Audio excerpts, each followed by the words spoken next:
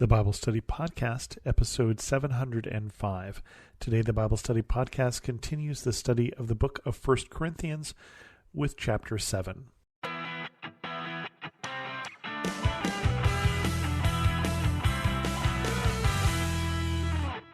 Welcome to the Bible Study Podcast. I'm your host, Chris Christensen. I apologize for my voice today, but I just got off an interview for about an hour and a half, and I've kind of talked myself out. 1 Corinthians 7, that may be the chapter that you read at your wedding. No, wait, that was another one. But this is another chapter about married life. Concerning married life. Now, for the matters you wrote about, it is good for a man not to have sexual relations with a woman.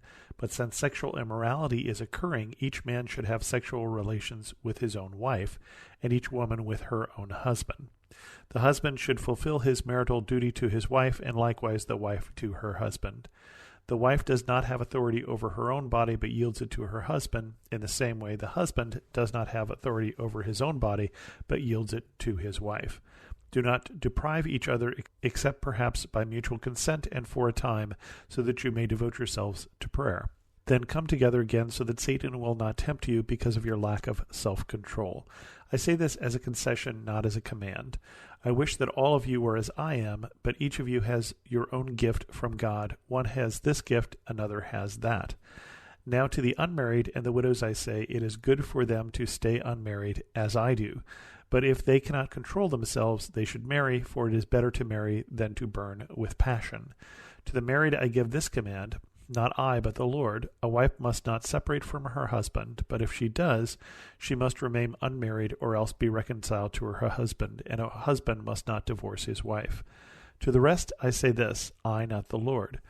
If any brother has a wife who is not a believer, and she is willing to live with him, he must not divorce her. And if a woman has a husband who is not a believer, and he is willing to live with her, she must not divorce him. For the unbelieving husband has been sanctified through his wife, and the unbelieving wife has been sanctified through her believing husband. Otherwise your children would be unclean, but as it is, they are holy. But if the unbeliever leaves, let it be so. The brother or the sister is not bound in such circumstances. God has called us to live in peace. How do you know, wife, whether you will save your husband? Or how do you know, husband, whether you will save your wife? And I'm going to pause there for a second. So Paul is talking about marriage, and he is talking about marriage as someone who is not married. Paul is single, and when he says, I wish that everyone were as I am, he doesn't mean short or tall or Jewish. He means unmarried. And he talks about that elsewhere when he refers to the other disciples, many of whom, or most of whom, are married, and calls out himself as someone who is not.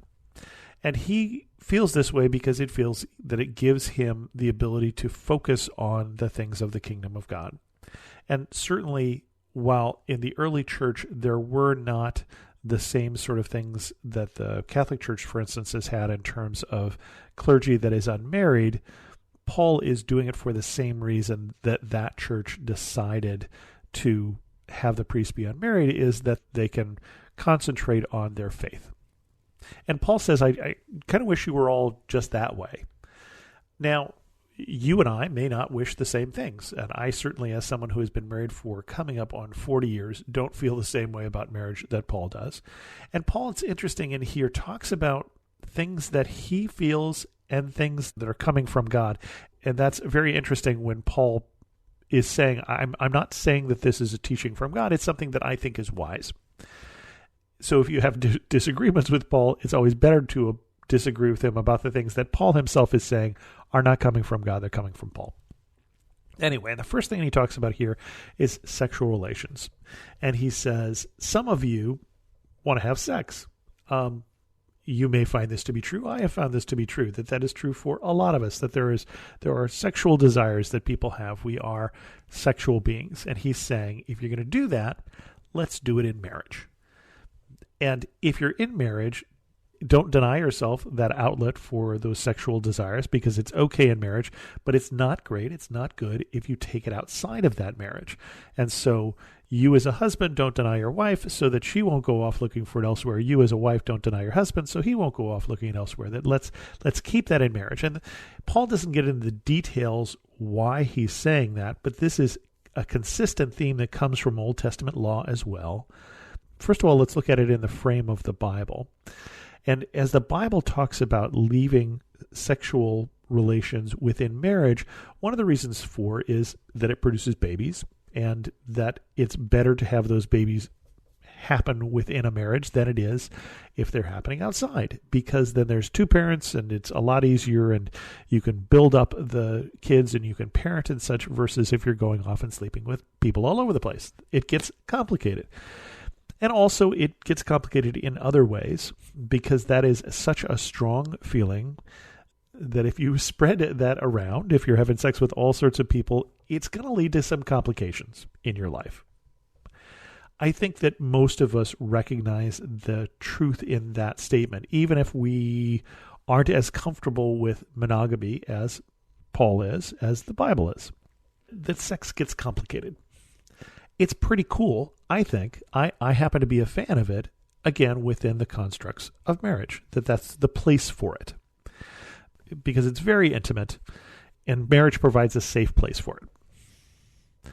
So, when that's part of the context here, the other context you need to understand is that in Paul's time, in the Greek-Roman world that he lived, so I say the Greek-Roman, Corinth is obviously in Greece, but Greece is currently ruled by Rome, and the Greek and Roman had a sort of shared pantheon of gods and also shared belief system to a large extent. A little more sensual-based in Greece, and a little more Eastern-facing and a little more Western-facing and logical, left brain versus right brain in Rome. But again, a shared culture in general. And part of the culture was that it was sort of the expectation at the time that every Roman man had his wife, he had his concubine, and then he went and slept with the temple prostitute, or had sex with the temple prostitute also. There was really probably no little sleeping involved. And that was not surprising. And so Paul is speaking into a culture that these people are coming out of, where there's sex all over the place, and marriage it's not held in the high regard that the church holds it in. And especially the position of women was much weaker because of that.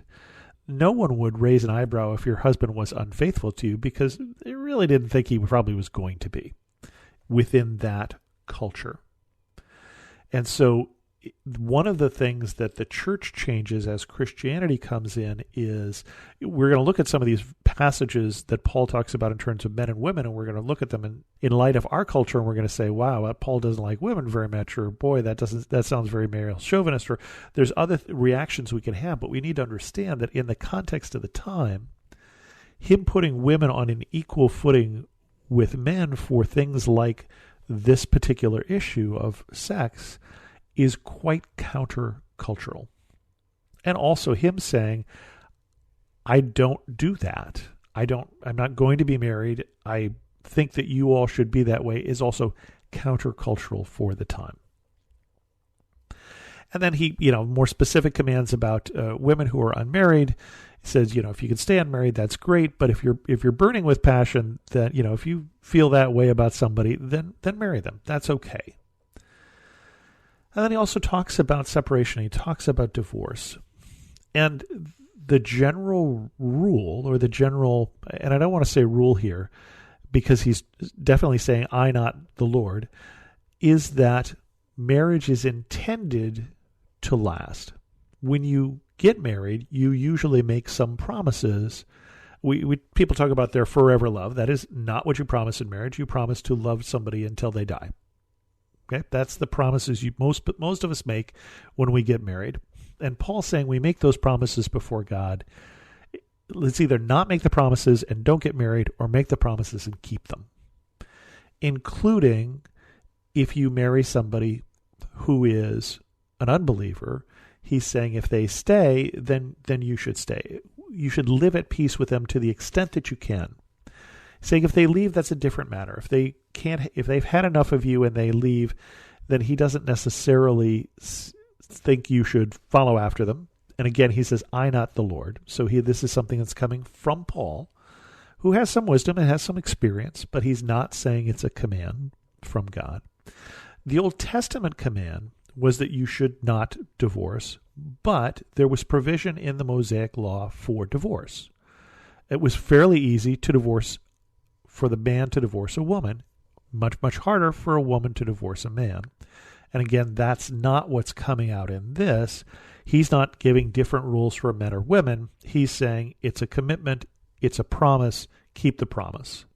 Whether you're a man or a woman, no different rules here laid down. I say rules liberally because he's not saying this is coming from God, but he's advising this.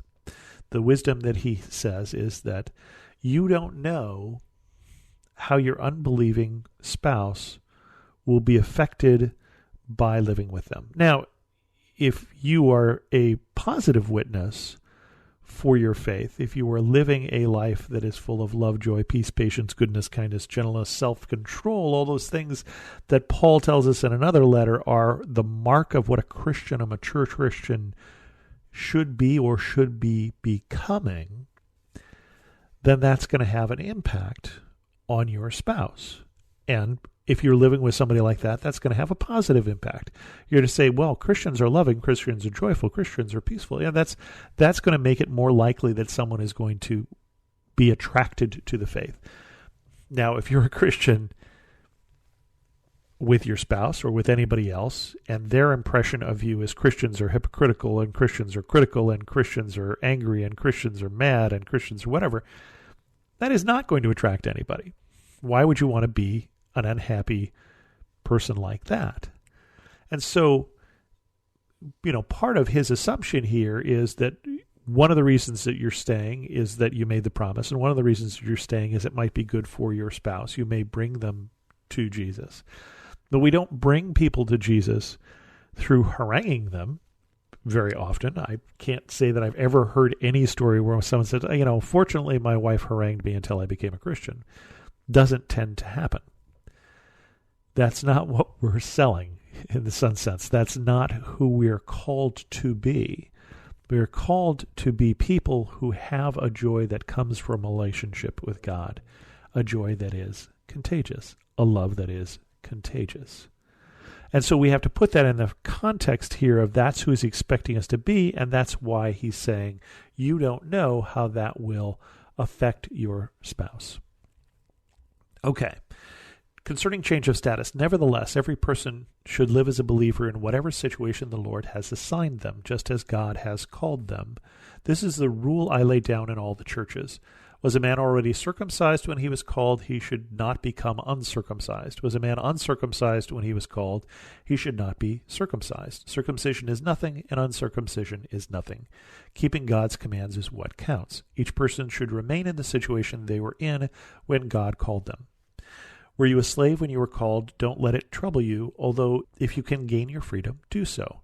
For the one who was a slave when called to faith in the Lord is the Lord's freed person, similar to the one who was free when called is Christ's slave. You were bought at a price. Do not become slaves of human beings. Brothers and sisters, each person as responsible to God should remain in the situation they were in when God called them. This is a verse that has definitely been taken out of context and definitely been used over time to promote that Paul is not saying anything against slavery. So we need to put it in the context here that he's saying to live at peace, to live in the situation you find yourself in. That just because you become a Christian doesn't mean you have the right to run away as a slave. Now, if you want to put this in context of Paul's life, you should also read the book of Philemon. Because Philemon is an interesting book because it's in one of these churches that he meets a young man by the name of Onesimus. And Onesimus runs away and becomes a runaway slave. And while he has run away, he becomes a Christian and he becomes useful to Paul. Onesimus, which means useful, becomes useful to Paul. And Paul in the book of Philemon, this one chapter book, sends him back to his master and says, because he is your slave and he's run away, he should go back to you, but I'm going to ask you as your Christian brother to set him free because he's been useful for me in my ministry. But I'm going to put it on your conscience and let you decide it.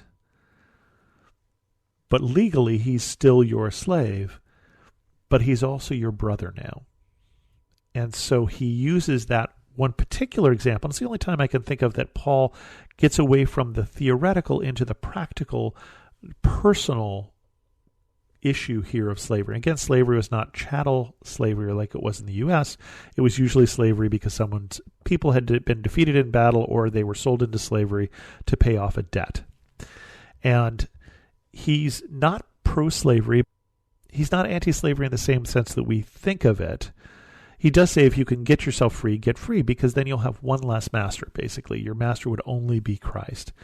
But he's saying you're not better or lesser as a person for being slave or being free. Right? That the person who is free is Christ's slave, and the person who is a slave is the Lord's free person. That their situation with their faith is more important than their other situation. So he's saying don't use your newfound faith as an excuse for changing a situation you're trying to change. Be a Christian wherever you find yourself. If you're married, stay married. If you're a slave, don't worry about it unless you can get free, in which case freedom is better. But you've been bought at a price by Christ. We are all slaves to Christ. We've all been freed by Christ because Christ paid that price for us like someone would buy a slave. And that's the most important relationship. But then you're going to have all these other relationships, including spouses who don't believe, including masters who may or may not be your brother in Christ. And within all those situations, we are called to be Christians. We are called to live out the love of God wherever we find ourselves. The calling to Christianity is not immediately or for everyone to go off and become a monk, to go off and become Paul, to become missionary, or to become someone who isn't married. He's saying, if you find yourself circumcised, stay circumcised. I didn't know that was an option to be uncircumcised, but Paul is just saying it's not as important, that status, as your status of being a Christian. And then concerning the unmarried, now about virgins, I have no command from the Lord, but I give a judgment as one by whom the Lord's mercy is trustworthy. Because of the present crisis, I think it is good for a man to remain as he is. Are you pledged to a woman? Do not seek to be released. Are you free of such a commitment? Do not look for a wife. But if you do marry, you have not sinned, and if a virgin marries, she has not sinned. But those who marry will face many troubles in this life, and I want to spare you this. What I mean, brothers and sisters, is that the time is short. From now on, those who have wives should live as if they do not, those who mourn as if they did not, those who are happy as if they were not, those who buy something as if it were not theirs to keep, those who use the things of the world as if not engrossed in them. For this world in its present form is passing away. I would like you to be free from concern. An unmarried man is concerned about the Lord's affairs, how he can please the Lord, but a married man is concerned about the affairs of this world, how he can please his wife, and his interests are divided. An unmarried woman or a virgin is concerned about the Lord's affairs. Her aim is to be devoted to the Lord in both body and spirit. But a married woman is concerned about the affairs of this world, how she can please her husband. I am saying this for your own good, not to restrict you, but that you may live in a right way in undivided devotion to the Lord. If anyone is worried that he might not be acting honorably towards the virgin he is engaged to, and if his passions are too strong, and he feels he ought to be married, he should do as he wants. He is not sinning. They should get married. But the man who has settled the matter in his own mind, who is under no compulsion but has control over his own will, and who has made up his mind not to marry the virgin, this man also does the right thing. So then, he who marries the virgin does right, but he who does not marry her does better. A woman is bound to her husband as long as he lives, but if her husband dies, she is free to marry anyone she wishes, but he must belong to the Lord. In my judgment, she is happier if she stays as she is, and I think I too have the Spirit of God. So again, he's talking about he sees themselves in this present time, the time that he is writing at, as a time of crisis, a time when the church has begun to be persecuted with the second wave of persecution. The first wave of persecution happens from the Jewish leaders, the second one from Rome. Paul is writing this likely in chains in Rome. I don't quite remember off the top of my head the time frame for this letter, but he certainly will be. And he's saying in this time is short. Now, he may have been thinking that the world was coming to an end. It did not. Or he may have just been thinking that our time on this earth is short. But it's a time of crisis, and in this time of crisis, he wanted people to be focused on God. And marriage is distracting. And he's right. If you're married, you do need to pay attention to your spouse, in addition to paying attention to your relationship to Christ. If he lived in our time, would he say the same thing? I don't know. Paul certainly talks like a bachelor when he says that those who marry will face many troubles in this life. That certainly sounds like something a bachelor would say. There's truth in it, for sure. As someone who has been happily married most of 40 years, not every year, we've had our times, as you will in marriage, as you will in relationships. But, most people look at our marriage and say they do pretty good. And I think it's been the best decision I have ever made. And it makes me look much smarter than I have any right to, the fact that I married a good woman who has done wonderful things to make my life better just by being around. So Paul and I may not see eye to eye on these issues, and he doesn't say that he speaks for everyone, but in the situation he finds himself, he's saying marriage is distracting, and he's right. It's a pretty wonderful distraction, but he's right that it does give you another person that you have to think about. Now, I have a friend who was married and later divorced, who said that you can always find out how selfish you are by getting married. Not that you'll necessarily discover that, but you'll have someone to tell you. And that is true, because you will find that you are no longer either the first or the second most important person in your life, not God and then you, but hopefully God and then your spouse and then you. And you will not always put things in that order. So Paul says, yeah, marriage is okay, but I like single life better, and you ought to be single if you can, but if you're not, that's okay too. This is why this is not read at very many weddings. We're going to read later on a passage about love that is read at a lot of weddings. It wasn't written for romantic love to be read at weddings. We'll look at that context there. We don't talk about Paul and his feelings on marriage as much because Paul's a bachelor. He's a fan of marriage, but not so much a huge fan. It's kind of like, having someone who is a celebrate priest giving you marital advice, having never been married. You have to take it with a grain of salt.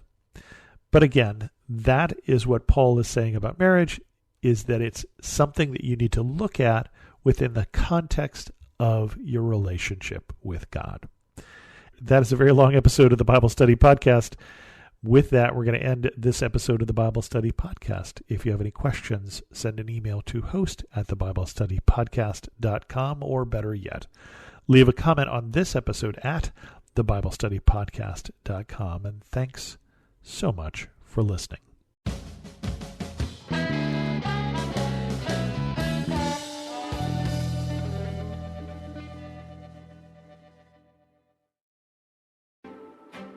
Hello, I'm Adam Comer. And I'm Ryan Chittister. And we are the host of Life After Addiction podcast. What we believe is that addiction is not a surprise to God. That's right. We discuss addiction from a biblical worldview and how true freedom comes through a personal relationship with Jesus Christ. Absolute freedom from addiction. The secular worldview of once an addict, always an addict is just not true.